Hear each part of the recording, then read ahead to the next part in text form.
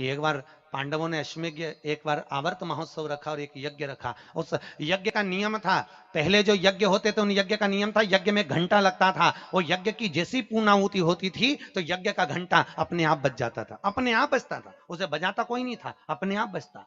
आज यज्ञ का घंटा नहीं बजा तो युधिष्ठिर ने पंडितों से पूछा, ब्राह्मणों आपने यज्ञ करवाया पर ये यज्ञ का घंटा नहीं बजा। ब्राह्मणों ने कहा हमने तो यज्ञ अच्छा करवाया पर घंटा क्यों नहीं बजा, समझ में नहीं आया। तब इतने में ब्राह्मणों में से एक ब्राह्मण यज्ञाचार्य ने कहा, मुझे लगता है यज्ञ दो तरह का होता है, एक यज्ञ जो अग्नि में सांकल्य दी जाती है तो अग्नि देवता प्रसन्न होते हैं, और दूसरा यज्ञ वो कि भंडारा किया जाए और लोगों के मुंह में भोजन दिया जाए, वो यज्ञ भी प्रबल होता है। महाराज हमको लगता है यहां दोनों यज्ञ हुए, एक यज्ञ आहुतियों का, एक यज्ञ भंडारे का। मुझे लगता है भंडारे में कोई भूखा रह गया है, कोई भूखा है। अब वो भूखे व्यक्ति को ढूंढो। पांडव गए और पांडव जाकर जरा पता करो कि भूखा कौन है अपने नगर में, यज्ञ का घंटा बजेगा। जाकर देखा तो एक कुटिया में एक संत बैठे हुए थे। बाबा आपने भोजन किया है? नहीं। आपने भोजन नहीं किया? नहीं। क्यों नहीं किया? मैं काय को भोजन करूं, भंडारा हो रहा, चलो भोजन करो। नहीं नहीं मैं नहीं करता। भंडारे में भोजन नहीं करोगे? नहीं। क्यों नहीं करोगे? मैं उसके घर में भोजन करता हूं जो मेरे को 108 अश्वमेध यज्ञ का पुण्य देता है।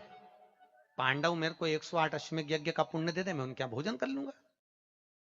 अब पांडवों ने सोचा अपनी जिंदगी में पहला तो अश्वमेध यज्ञ कर रहा है और 108 अश्वमेध यज्ञ तो हमने कभी जिंदगी में नहीं करे, तो हम इसको पुण्य कहां से दे बाबा को।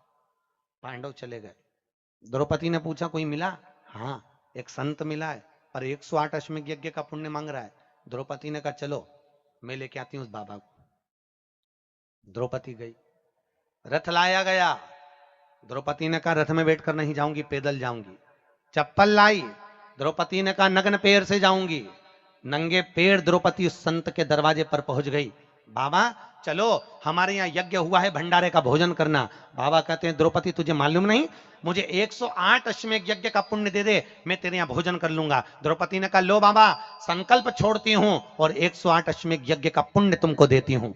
संत ने कहा द्रौपदी तेरे पति ने तो कभी पूरे यज्ञ नहीं करे, तूने कब कर लिए? द्रौपदी बोली बाबा मैंने सुना है मेरे कृष्ण के मुख से, जब कोई व्यक्ति अपने घर से निकलकर किसी संत के दरवाजे पर, किसी कथा के पंडाल में, किसी मंदिर पर, किसी तीर्थ में पैदल पैदल जाता है, जितने कदम चलकर जाता है उतने अश्वमेध यज्ञ वो अपने जीवन के कर लेता है। महाराज उतने अश्वमेध यज्ञ वो अपने जीवन के करता है। और द्रौपदी ने कहा बाबा मैं तुम्हारे दरवाजे पर चलकर आई हूं, 18,000 कदम मैं चलकर तेरे दरवाजे पर पहुंची हूं, उसमें से 108 अश्वमेध यज्ञ तुमको देती हूं।